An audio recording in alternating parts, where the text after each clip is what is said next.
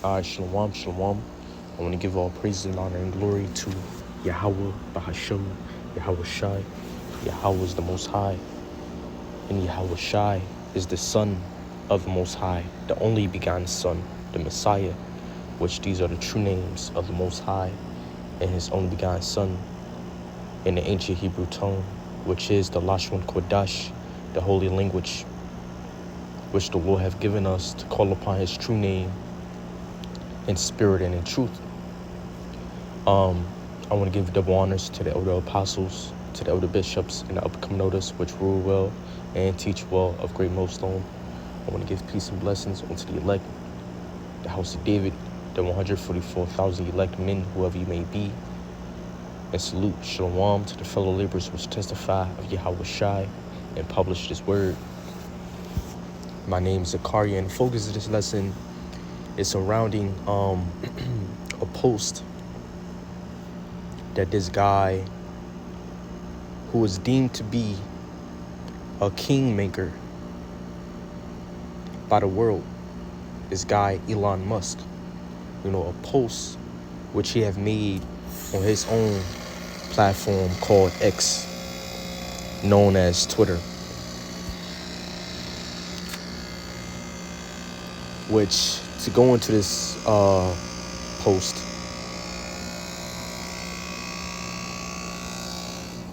it's a Twitter post. I'm gonna just read it. So the first statement is this, from some guy named, I ain't gonna say his name. Basically, it's a response to a response of a post, basically. So you had one guy who said, slavery is white history. How we survived it is black history. So basically, from the perspective of Jake saying this, from the perspective of Israel, of Jake. Jake is a nickname for Israel, for Israelites. The response to that post, or to that statement, was this: slavery is world history. White people did not invent it, and were not the first to practice it, but were the first to abolish it. The last place in the world to still have legal slavery was Africa. It wasn't fully legally abolished on the continent until 1981. And Elon Musk responded to that response saying this: slavery is still practiced in some parts of the world. Now, if you keep up with, with his perspective, with Elon Musk's view, and a lot of Edomites' view, which they have, and which they so proudly proclaim, to ultimately, basically,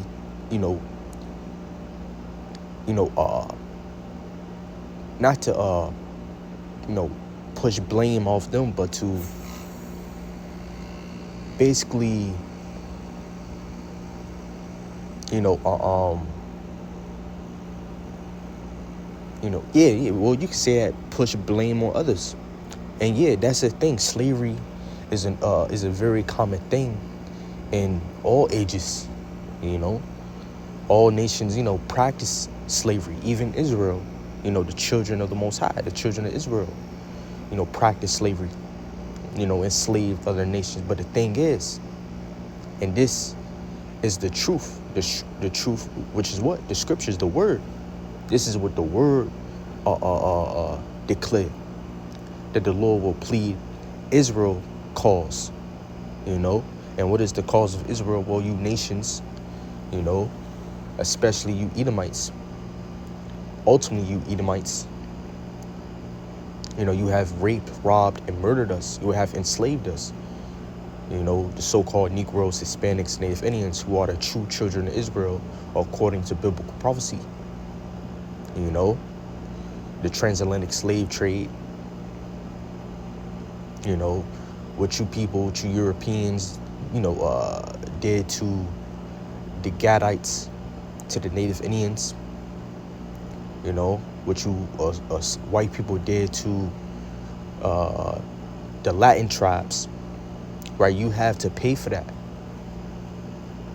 You can't say, what about the other nations who practice slavery. That don't matter. The Lord don't care about that. The Lord don't care about that. Just plain and simple, you know.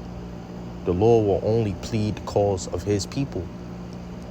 Why? Because Israel's the lot of the Lord, is the inheritance, the portion of the Lord amongst all nations. You know, the only selected people amongst all nations. And the Lord have made a covenant with Abraham, which passed down to Isaac, which passed down to Jacob, who later was named Israel, and which passed down to the families of Israel, the nation of Israel, and gave us the laws, and declared himself, to be the God of Israel, man. So the Lord's name, the Lord's presence was really only found, in Israel, man. The Lord only knoweth or acknowledgeth Israel. Now, that's not to say that the Lord don't hand out or deal out judgment and justice, daily. The Lord don't, help people out or other nations out. No, there's a lot of works the Lord doeth. But the point is that the blame, the guilt, and, the wrath of the Lord resteth upon you Edomites for what you have done. You can't escape it, because this type of slavery, the slavery of the so-called Negroes, Hispanics, Native Indians, though the Lord permitted it, though the Lord designed it, nevertheless, he's still going to punish you for what you have done. Because though the Lord gave us into your hand, you did very, very heavily against us, to the point where, Edomites would eat black people, during times of slavery. Edomites would rape, our sons and our daughters, will commit adultery with our wives, break the backs, metaphorically speaking, men, man, sodomize, So all these things that Esau have done, he's going to have to pay for it. Though the Lord gave us into your hand because of our wickedness, because of our iniquities, you still going to have to pay for it. So I got a couple of scriptures prepared, and let's just jump straight into it.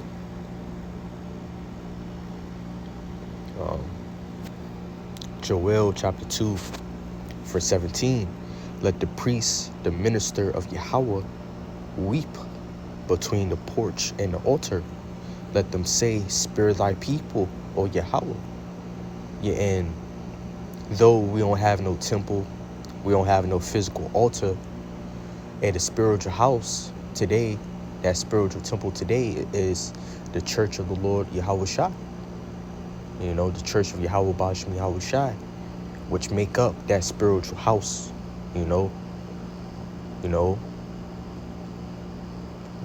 each one of you believers, ultimately you men, you men believers, you're a lively stone which make up this spiritual house.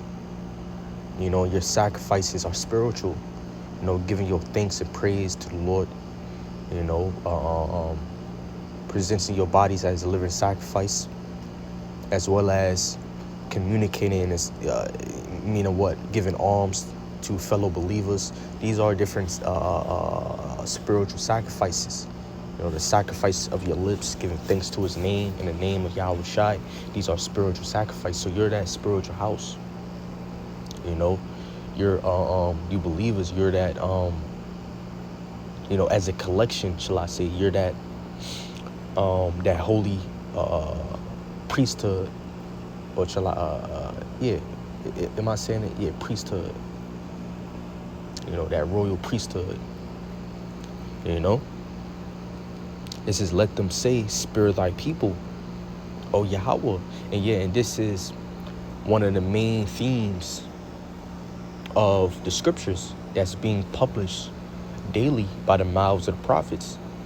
A theme surrounding a theme of saving us, overturning our captivity, which captivity is something that the Lord have subjugated us. It's something that is declared in the Bible. We are currently, prophetically speaking, according to prophecy, in the last captivity. And when you go into the Bible, there's themes of punishment towards the children of Israel from the Lord, and salvation towards the children of Israel from the Lord. Almost like a love story. There's a problem reaction, solution, or problem solution. Every story has a problem solution. In this case, it is a real story, a real life story, man. It says, and give not thine heritage to reproach, which the Lord have done, that the heathen shall rule over them, which the Lord have done. And there's many scriptures that covers that. The book of Deuteronomy chapter 28, verse 16 on down, the Lord cursed us with evil curses because of our disobedience, giving us into the hand of our enemies, being brought into slavery, into captivity, and a whole lot of things have happened unto us. It says, wherefore should they say among the people, where is their God? And this this is something that the nations have said, ever since the Lord punished us, which especially among the elites, they know who the true children of Israel are. But right now, the nations, they have opportunity to say, where is the God of this people? When we were in slavery, they had the opportunity to say, where is the God of this people? Where's the Savior? Where's the Redeemer? Right, but this is what the scripture says, verse 18. Then will Yahweh be jealous for his land and pity his people. So the Lord will be jealous and will pity his people, man. So the Lord, he's going to get his get back for his people, man. He's going to retaliate for his people, and it's and it's more than business. It's personal. Another theme of the scriptures is the Lord basically executing judgment that he may magnify himself. That's something that the Lord tends to do frequently on the earth. With the flood, with what he did with Egypt, the different plagues.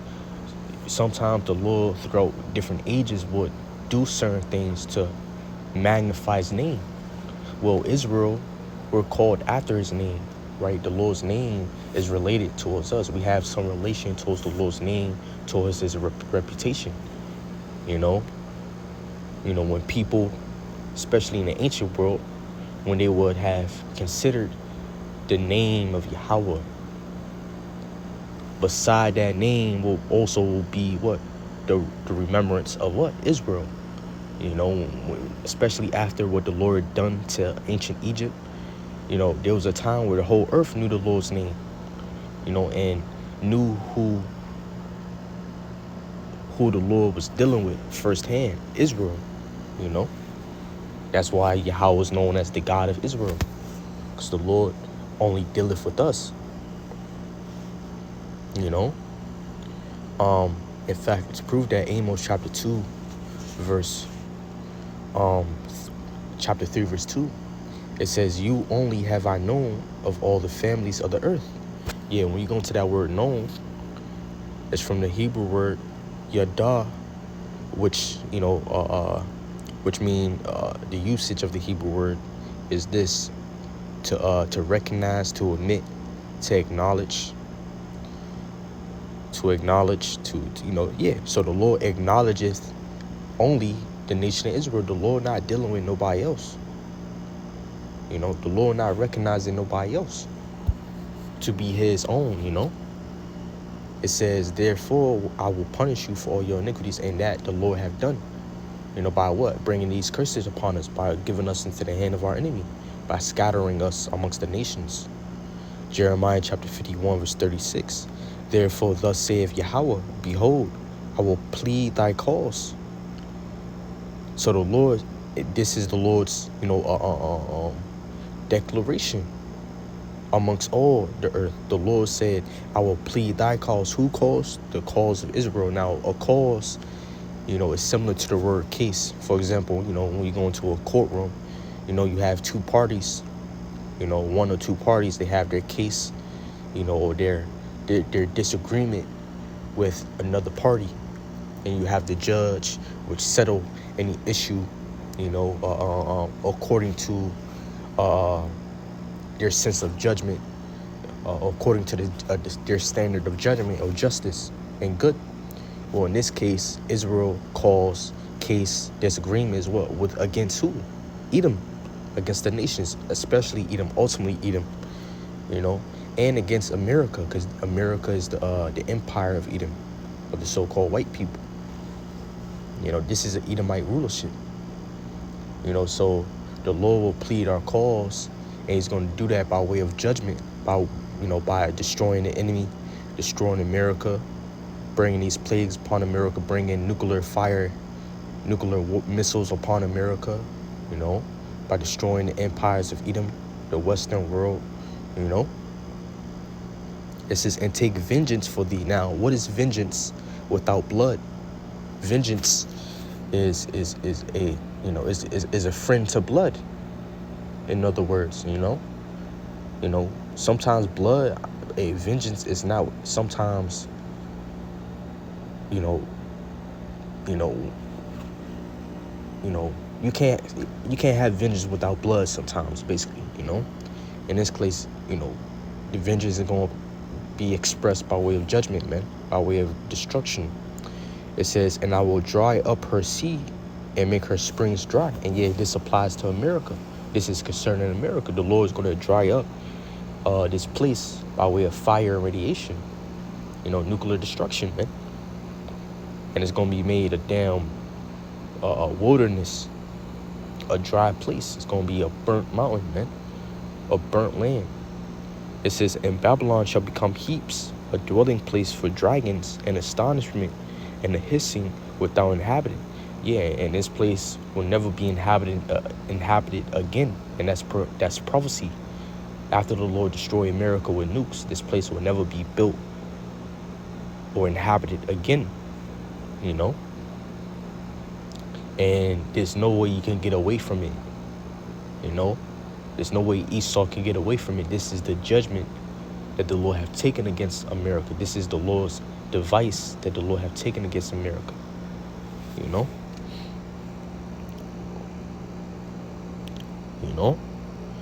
Isaiah chapter 40 verse 15. Behold, the nations are as a drop of a bucket, and are counted as the small dust of the balance. Behold, he taketh up the isles as a very little thing. So the Lord, regard you nations as nothing. In other words, as a dust upon the balance. You're nothing before the Lord. You're nothing, less than nothing, as it says in the book of Isaiah chapter 40 verse 17. So it's nothing for the Lord to destroy you, to judge you for Israel, for what you have done to Israel. Now, I want to balance it out. The Lord not only going to bring these judgments, the Lord not only going to retaliate for behalf of Israel, but for his name's sake, for his name, for his own sake, because the Lord has a reputation, a name to uphold. The Lord's name is holy, that's part of his reputation. Yahweh is a holy God, and he's a God of judgment, who loveth judgment. So, he's gonna uphold his name by executing judgment. This is the book of Psalms, chapter 60. Matter of fact, we get Psalms. Let's see, I may end it up with that. Psalm chapter 60, verse 1. It says, O God, thou hast cast us off. Thou hast scattered us. Thou hast been displeased. O turn thyself to us again. And yeah, this is what the Lord would do again. He's going to turn himself onto us. You know, even though he cast us off and destroyed us, he's going to turn himself again to us. He's going to bring himself to us. And he's doing that by way of Yahweh Shai. Yahweh Shai is the mediator between Yahweh and us. It says, thou hast made the earth to tremble. Thou hast broken it, healed the breaches thereof, for it shaketh. Thou hast showed thy people hard things. Yeah, slavery, you know, being raped, robbed, and murdered. You know, all the atrocities that Esau had done towards the Israelites. Those are the hard things that the Lord had made us experience. It says, thou hast made us to drink the wine of astonishment. You know, thou hast given a banner to them that fear thee, that it may that it may be displayed because of the truth. A lot. Let's jump down. Verse 7, it says, Gilead is mine, and Manasseh is mine. Ephraim also is the strength of mine head. Judah is my lawgiver. So the Lord is basically expressing his relationship with the children of Israel, you know, and this is his relation to you other nations. Moab, which is your Chinese people, your Asian people, you know, is my wash pot. Over Edom will I cast out my shoe. So the Lord not dealing with Moab, with Edom, and all you other nations. The Lord not dealing with you. You're nothing. You know, a wash pot. You know, Philistia triumphed out because of me. And I may end it over with this. Deuteronomy chapter 32 verse 9. For the Lord's people is his. For the Lord's portion is his people. Jacob is the lot of his inheritance. So the Lord is only dealing with Israel, man. You know, I'm gonna close off in that, Lord willing, this lesson. Edifying. Shalom. All praise and honor and glory to Yahweh Bashim Yahweh Shai. Shalom.